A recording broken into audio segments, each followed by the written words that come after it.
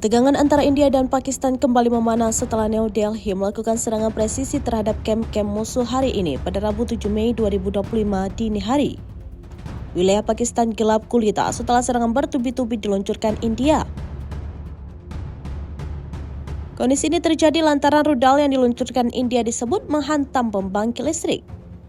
Hal ini disampaikan oleh juru bicara militer Pakistan. Ia menyebut rudal yang diluncurkan dari timur ini menargetkan dua pembangkit listrik, yaitu pembangkit listrik Muzaffarabad dan Bahawalpur. Suasana kian memburuk lantaran militer India terus melakukan serangan. Serangan udara India ini menandai eskalasi terbaru dalam konflik panjang antara dua negara bertetangga yang sama-sama memiliki senjata nuklir.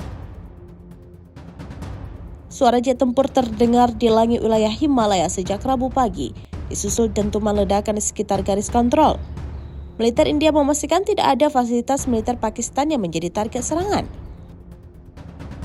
Mereka berfokus terhadap kamp-kamp musuh yang berada di wilayah Pakistan, serta Kashmir yang dikuasai Islamabad. Serangan ini membalas tindakan Pakistan yang dinilai telah melanggar gencatan senjata. Mereka menembakkan peluru artileri ke arah bim bergali di kawasan Puch Rajouri.